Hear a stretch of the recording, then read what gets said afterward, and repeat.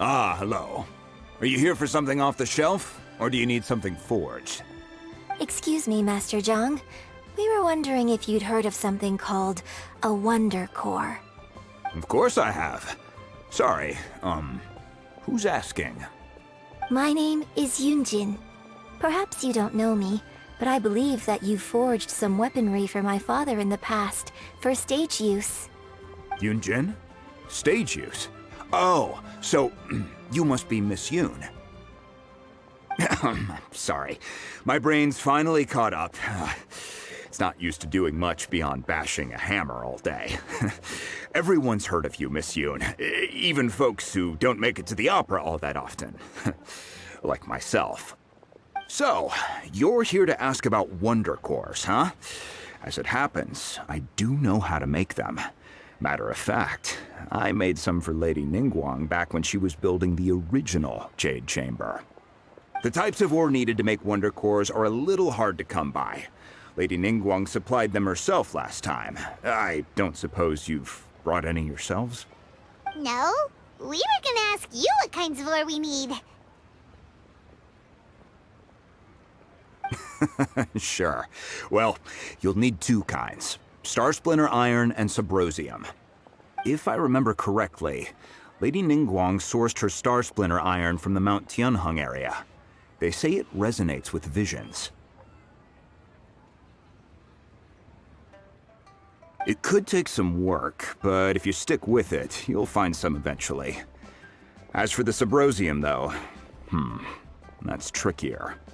It's all but unheard of on the market. Then, where do we start? I'm really not sure. Sorry. What I've heard is that the people around Mount Tianheng have some sort of magic trick that can pinpoint the location of the stuff. Of course, it's probably just hearsay. If you want my advice, start by looking for Star Splinter Iron around Mount Tianheng. And if you run into any locals, ask them a few questions about Subrosium. Mount Tianheng. Interestingly enough, the story of the divine damsel of devastation also takes place on that mountain. I hear the view there is quite spectacular. A favorite destination of the Adepti, in fact. Perhaps it can give me some inspiration. Let's not delay. We should head straight there.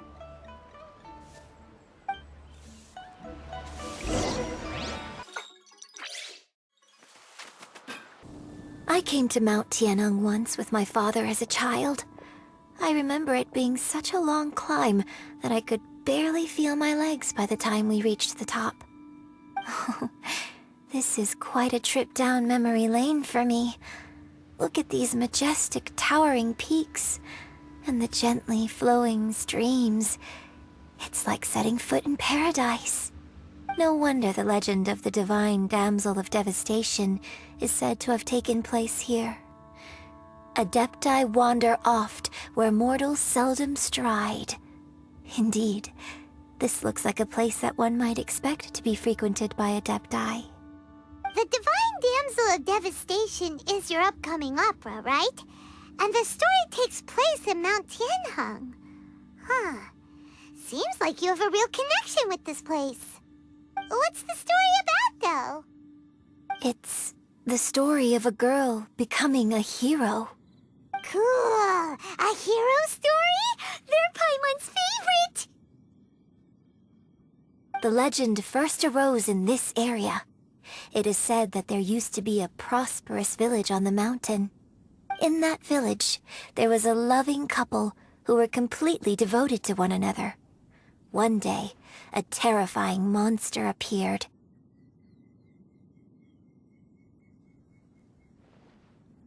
The wife was out collecting herbs and was captured by the monster. Her husband was so distraught at the news that it broke his spirit and drove him to madness. The vile and vicious monster told the villagers, "If you want to live, you must sacrifice a child to me." What a nasty piece of work! Paimon sure hopes this monster gets put in its place! But the monster was so terrible and so strong that all within the village were terrified of it. They had no choice but to give in to the monster's demand. Just while they were discussing whose child would be given over to the monster, a little girl suddenly stood up and came forward. No! Don't do it, little girl! Unbeknownst to anybody else, she was concealing an exorcist's blade. She approached the monster's lair, feigning fear and trepidation. When she finally arrived, she courageously drew her sword and entered into a fierce struggle with the monster, from which she eventually emerged as the victor. Her extraordinary abilities drew the attention of the Adepti, and they took her as one of their own. Her story became the stuff of legends. But alas, the paths of mortals and Adepti seldom cross, and she would never again re-enter the mortal world. And so, destined to grace the mortal realm for but a brief moment, she vanished like a wisp of smoke into thin air.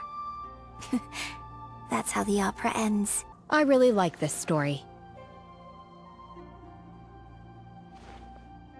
But I personally think that perhaps the little girl was not as brave as the opera makes her out to be. I'm not sure she deserves all the praise she is given. I've never considered that before. Opera is always an interpretation of the events it purports to portray. A certain degree of deviation from the truth is always inevitable. When my father wrote the script for this play, I suppose his intention was to inspire his audience with the character of the divine damsel. I think it's a great story. The ideal story. Well, it sure inspired Paimon! Let's go get ourselves some Star Splinter Iron! Yeah!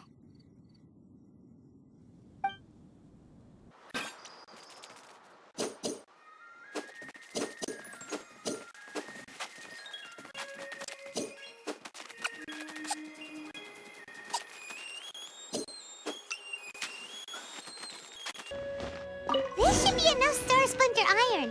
Now we just need to find that Subrosium. I think I saw a village on our way here. Master Zhang said we should ask the locals for help. Why don't we try there? Hey, there really is someone here. Yunjin, looks like you were right. Excuse us, sir. Can we ask you something?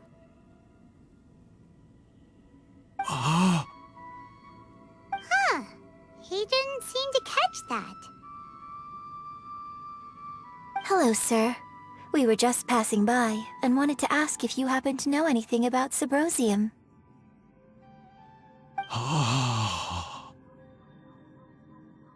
Is he trying to tell us to look for clues in the village? Well, whatever. Guess we're on our own here. Shenhua, Yunjin, let's have a look around. Sorry, you can go ahead without me. I'd like to have a word with this gentleman. If that's okay with you, Uncle Mingjin. It's... Shenhe. Shin, you're alive. The rumors were true. So, all these years? I'm sorry, I don't know how to find Subrosium, but I think you can find some information in the village. This place is deserted now. No one ever comes here. So you can rummage around all you want. Huh? You know this guy, Shenhua?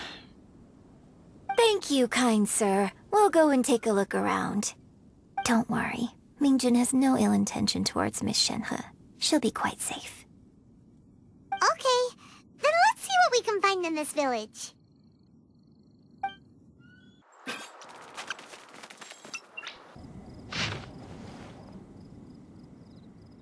The remains of a god, an abandoned village, Mount Tianheng.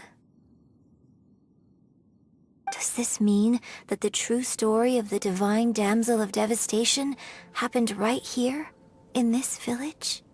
The time frame certainly matches, so it seems we're in the right area. Let's keep looking around.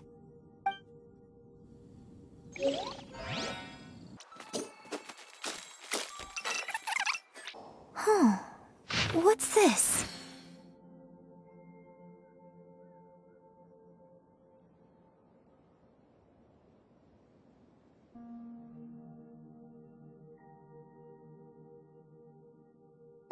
Maybe this is the true story of the divine damsel of devastation. So, Shenhe is the divine damsel? Now that I think about it, she does behave rather like an adeptus, and she is about the right age. So that's why I've been getting the strangest feeling whenever I chat with her. I should have noticed it earlier. According to this text, the divine damsel from the opera was actually the daughter of the loving couple. And she didn't volunteer.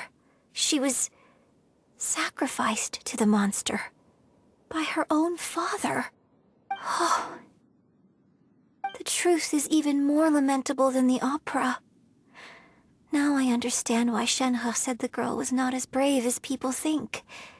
It wasn't her choice to enter that ghastly situation. She was forced into it. Oh, it looks like my father may need to make a few revisions to his beloved opera. We've looked everywhere, but still no mention of Sybrosium. Let's have a look over there. This is it! So basically, we need to go to the middle of the lake south of Mount Tianheng at dusk, and we'll find us some Sybrosium! Let's go back and tell Shenhe the news! One year when I was back visiting, I heard a story about a white-haired adeptus from a merchant passing by. I never imagined it was you. I was a very close friend of your father's. I could have stopped him from performing the summoning ritual. I had plenty of chances, but I couldn't bring myself to stand up to him. I just let things happen, let it all escalate. And, well, we all know how that story ended. I bring flowers back here every year. And each time I wish I had a chance to apologize to you.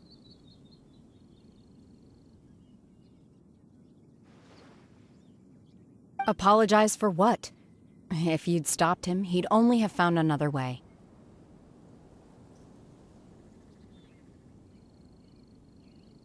There is nothing he wouldn't have done for his true love. Nothing. Do you still hate him? I don't know what I feel. I'm told my fate is to bear the curse of calamity, so my master bound my soul with red ropes to curb my aggression. But it also dampened my emotions, making me dispassionate, like the Adepti. So if you ask me how I feel about the past, if I hate my father or not, the truth is, I feel nothing at all. It must have been so tough for you all these years. Shenhe, we're back! Oh, then I will leave you all in peace. Shenhe, it brings me some solace knowing that you are okay.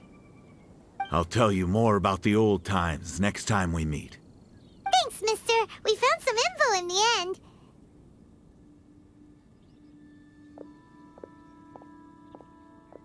Shenhe, look!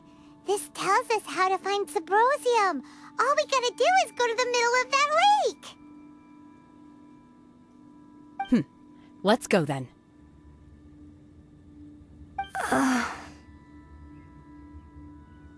Miss Shenhe, there's something I'd like to talk to you about.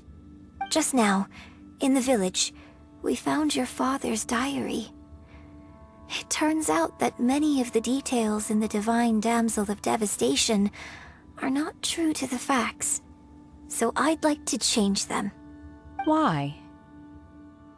I know I say that opera always deviates from the truth, but now that the main character is standing right here in front of me, I cannot simply dismiss your lived experience in favor of my father's fiction. It's okay. I like your version.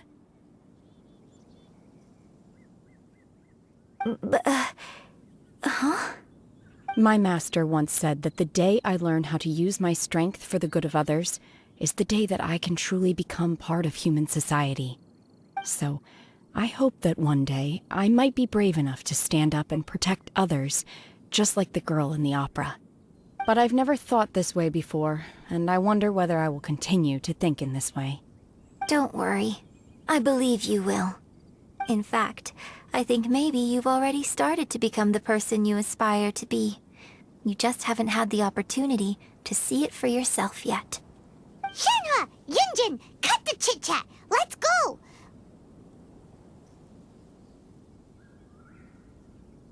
We can't let someone else beat us to it!